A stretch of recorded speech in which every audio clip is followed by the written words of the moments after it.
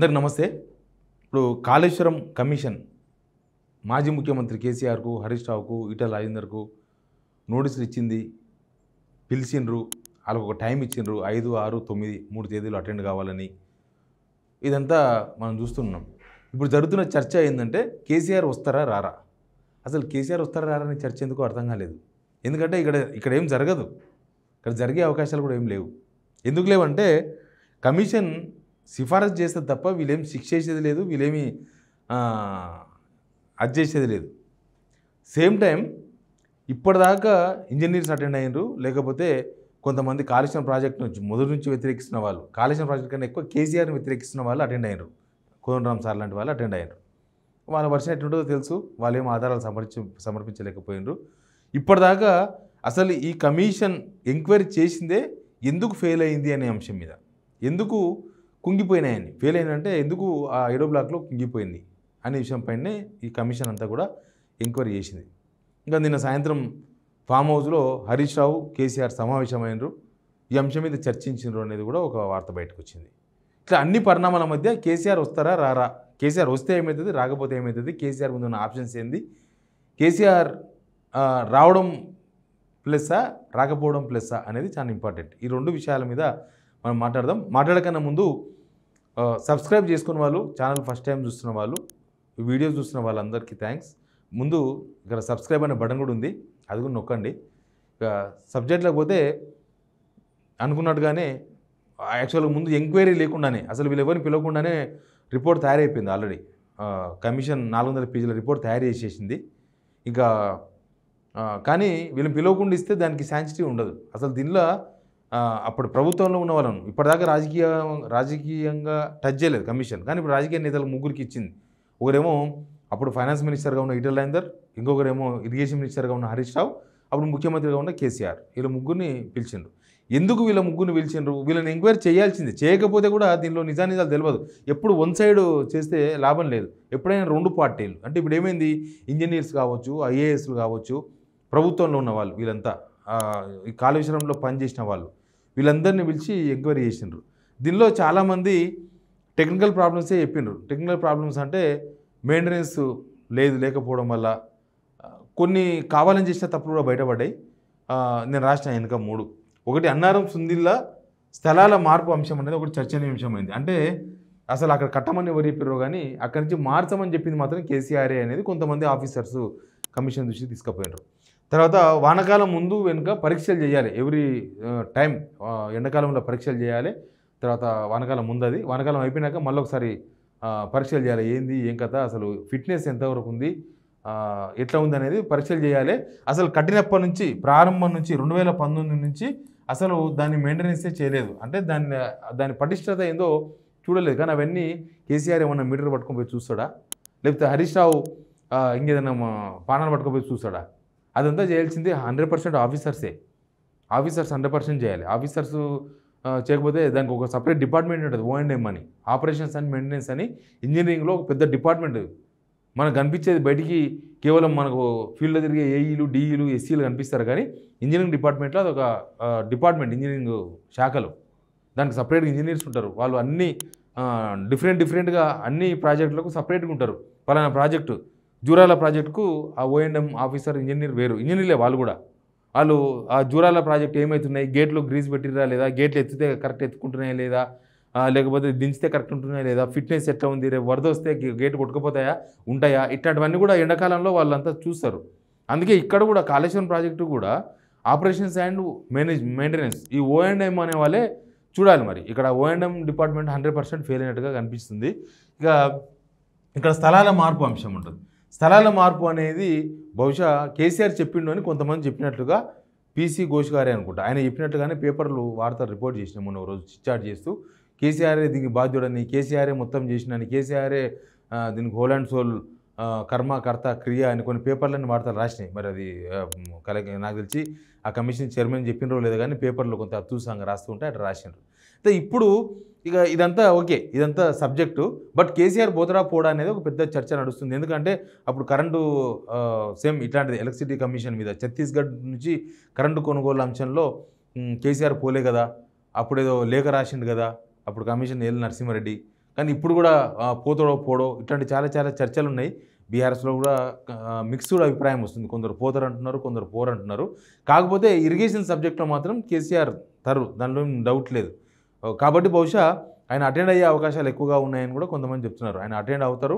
ఆయనకు చాలా ఆప్షన్స్ ఉన్నాయి. ఆయన అటెండ్ కావచ్చు, లేకపోతే నేను ఆన్లైన్లో అటెండ్ అవుతానని ఒక ప్రతిపాదన తీసుకురావచ్చు, లేకపోతే రాతపూర్వకంగా రాసి ఇవ్వచ్చు. ఇక లేకపోతే అసలు ఈ విచారణ జరుగుతున్న తీర్పైన కోర్టు కూడా పోవచ్చు. ఆయన మళ్ళీ సుప్రీంకోర్టుకో హైకోర్టుకో కూడా పోవచ్చు ఏమైనా అభ్యంతరాలు ఉంటాయి. కాబట్టి ఎవరికైనా హక్కులు ఉంటాయి, కేసీఆర్ కూడా సేమ్ హక్కులు ఉంటాయి. ఆయన ఏంది ఫాలో అవుతాడో తెలియదు. కానీ నేను హరీష్ రావు కేసీఆర్ ఇద్దరు సమావేశమైన తర్వాత మాత్రం ఇక్కడికి వచ్చే అవకాశాలు ఎక్కువగా ఉన్నట్టుగా చెప్తూ ఉన్నారు. ఇప్పటికే వీళ్ళు పిలుస్తారని తెలుసు, ముందే ప్రిపేర్డ్. వీళ్ళు ఖచ్చితంగా పిలుస్తారు. ఈ కమిషన్ చేసినప్పుడే వీళ్ళు పిలుస్తారన్న విషయం, అది కూడా ఎలక్ట్రిసిటీ కమిషన్ పిలిచినప్పుడే అర్థమై ఉంటుంది బహుశా వాళ్ళకి. ఇంతకుముందే హరీష్ రావు కొంతమందితో మాట్లాడాడంట, నేను రెడీగా ఉన్న పోనీకి, నా దగ్గర ఆల్రెడీ అన్నీ ఉన్నాయి, రిపోర్ట్స్ కూడా మొత్తం తయారు చేసుకున్నా, నా రిపోర్ట్స్ మొత్తం ఇస్తా అని. ఇక ఈటెల రాజేందర్ ఆల్రెడీ పోతాను ప్రకటించేసిండు. ఈటెల రాజేందర్ ఏమంటాడంటే, అసలు నేను ఫైనాన్స్ మినిస్టర్నే కానీ ఈ కాళేశ్వరంకి సంబంధించిన డబ్బులు ఫైనాన్స్ డిపార్ట్మెంట్ నుంచి డైరెక్ట్గా పోలేదు, దానికి సపరేట్ ఉన్నది, సపరేట్ కార్పొరేషన్ అట్లా ఉన్నది, కాబట్టి అక్కడి నుంచి పోయిన డబ్బులు కానీ నా దగ్గర నుంచి ఏం పోలేదు, నాకు సంబంధం లేదని ఆయన చెప్పుకున్నాడు. బహుశా లోపల అదే చెప్పొస్తున్నారు. ఈ అందరి మధ్యలో కేసీఆర్ ఏం చెప్తారనేది చాలా ఇంపార్టెంట్. ఇక్కడ ఆఫీసర్స్ ఏమో కొంతమంది కేసీఆర్ మీద వేసి తప్పుకుందామని చూస్తున్నారు. అక్కడి నుంచి తప్పించుకునే ప్రయత్నం చేశారు. ఎందుకంటే వాళ్ళకి సర్వీస్ ఉంటుంది, సర్వీస్లో ఒకసారి రిమార్క్ పడదంటే మళ్ళీ ఇబ్బంది అవుతుంది, ఇవన్నీ ప్రాబ్లమ్స్ ఉంటాయి వాళ్ళకి సర్వీస్లో. కేసీఆర్ మీద వేస్తే కేసీఆర్ ఏం చూసుకుంటారని. కానీ కేసీఆర్ వీళ్ళకి చెప్పినట్టుగా ఏం ప్రూఫ్స్ ఉంటాయనేది చాలా ఇంపార్టెంట్ పాయింట్. చెప్తుండొచ్చు, నీళ్ళ లభ్యత ఎక్కడుందో అక్కడ కట్టండి వ్యాన్ చెప్తుండొచ్చు. నీళ్ళ లభ్యత అక్కడ ఉంది అని ఎవరు చెప్పినారు అంటే వ్యాప్కోస్ సంస్థనే, సేమ్ ప్రాణహిత చేవెళ్ళ వీళ్ళు చెప్తున్నారు కదా, కడతాం అని. అది 148 ఎత్తుకాడ కడితే వేస్ట్, దాన్ని ఆనకట్ట ఖచ్చితంగా 152 కడితేనే మన లాభం. 148 కట్టడం అంటే కేవలం కమిషన్ల కోసమని అర్థం చేసుకోవాలి, ఎందుకంటే దానివల్ల లాభం లేదు. 152 కడితేనే 16 లక్షల ఎకరాలకు నీళ్లు పాడతాయి. 142 కడితే అది 4 లక్షల కన్నా, 148 కడితే 4 లక్షల కన్నా ఎక్కువ కావు. మహారాష్ట్ర ఒప్పుకోదు 152 కడదామంటే. కాబట్టి ఓన్లీ కమిషన్ల కోసం కడుతున్నారని అర్థం చేసుకోవాల్సి వస్తుంది దాన్ని. సరే, అక్కడ కట్టలేదు ఎందుకు అన్నదానికి ఒక స్పెసిఫిక్ రీజన్ ఉంది. అక్కడ ఎందుకు కట్టలేదు, కాళేశ్వరం దగ్గరనే మేడిగడ్డ దగ్గరనే ఎందుకు కట్టిండ్రు అనేదానికి మనకు బయట కనిపిస్తున్న రీజన్స్ కొన్ని ఉన్నాయి. మహారాష్ట్ర ఒప్పుకోదు, వాళ్ళ ఏరియాలో 1000 ఎకరాలు మునిగిపోతుంది, కాబట్టి వాళ్ళు ఒప్పుకోలేదు. కాబట్టి 148కి అగ్రిమెంట్ తీసుకొచ్చింది అప్పుడు గవర్నమెంట్ అనేది. ఇక్కడ నీళ్ళ లభ్యత ఉంది కాబట్టి ఇక్కడ కట్టమని చెప్పింటారు. వ్యాప్కోస్ అనే సంస్థ, అదంతా అఫీషియల్ సంస్థ, సిడబ్ల్యూసి అప్రూవ్డ్ సర్వే సంస్థ అది వ్యాప్కోస్ అనేది. ప్రాణహిత చెవులు కూడా వాళ్ళే చేసారు, ఇక్కడ కూడా వాళ్ళే చేసారు. ప్రతి రాష్ట్రంలో ఇరిగేషన్ అన్ని పెద్ద పెద్ద ప్రాజెక్టులు మొత్తం కూడా వాళ్ళే చేస్తూ ఉంటారు, అప్రూవ్డ్, అది లైసెన్స్డ్ అనమాట. కాబట్టి ఇక్కడ కూడా వాళ్ళే చేసారు. ఇక దీనిలో ఆఫీసర్స్కి ఇచ్చే మౌఖిక ఆదేశాలు ఏవి కూడా కనబడవు, రాతపూర్వకంగా ఆదేశాలు ఏమి ఉండవు. దీనిలో అవినీతి అని వీళ్ళు ఆరోపణ చేసి అసలు అవినీతి మీద విచారణ జరగలేదని చెప్తున్నారు. అసలు ఇది కేవలం టెక్నికల్ వాల్యూస్ మీదనే ఎంక్వైరీ జరిగింది, ఎక్కడ ఫెయిల్యూర్ అయింది, ఎక్కడ ఎందుకు కుంగిపోయింది ఏందని. ఇక కుంగిపోవడానికి ఏంది అంటే మెయింటెనెన్స్ ప్రాబ్లం, లేకపోతే వాటర్ నిల్వ ఉంచడం, బ్యారేజీల్లో నీటిని మలుపుకోవడానికి మాత్రమే వాడాలి, నీటిని అక్కడ నుంచి ఆపుకొని ఎంబడే తరలించాలి తప్ప అక్కడ స్టోరేజ్ చేయకూడదు. స్టోరేజ్ చేయమని కూడా కేసీఆర్ చెప్పిండు, హరీష్ రావే చెప్పిండని కూడా చెప్తున్నారు. కానీ టెక్నికల్ విషయాలని కూడా ఇంజనీర్లకి అనుభవం ఉంటుంది, ఇంజనీర్లే చూసుకుంటారు. ఇప్పుడు మనం ఇల్లు కడతాం, ఇల్లు కట్టిన తర్వాత మేస్త్రి చెప్పింది మనం వినాలి, అంతేగాని మన బుద్ధి ఉన్నాడు చేస్తే మేస్త్రి ఏం చేయలేడు. ఈనాడు కూడా మేస్త్రి ఇట్లా అయితే మీ ఇష్టం మరి కూలిపోతాయని చెప్తాడు, అదేస్తాడు. పైన ఏంది స్లాబ్ వేసిన తర్వాత, ఇల్లు కట్టిన తర్వాత పైన నున్నగుండికి ఏమంటారు దాన్ని, ప్లాస్టింగ్ టైప్ వేస్తాడు. వేసి ఈరోజు వాన పడద్దు, దీని మీద కప్పేసేయమంటాడు. మనం కనుక కప్పలేదనుకో పోతుంది, కొట్టుకపోతుంది వానొస్తే.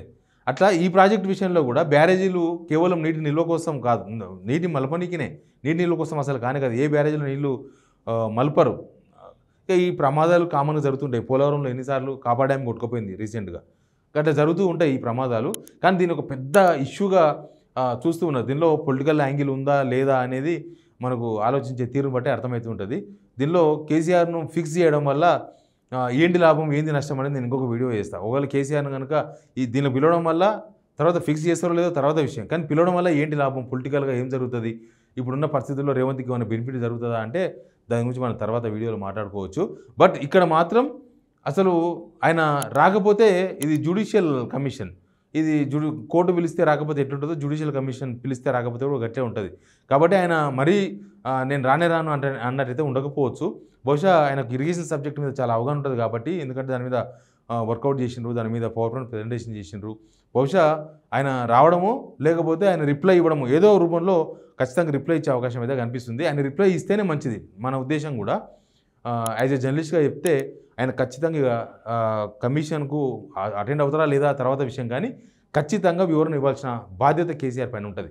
ఎందుకంటే అది ప్రజలతో కట్టింది ఒకటి, ప్లస్ దాన్ని ఈ ప్రభుత్వం వాడుకలోకి తీసుకురాకుండా అది మొత్తం పాడైన ప్రాజెక్టుగా ఎస్టాబ్లిష్ చేసే ప్రయత్నాలు నడుస్తున్నాయి.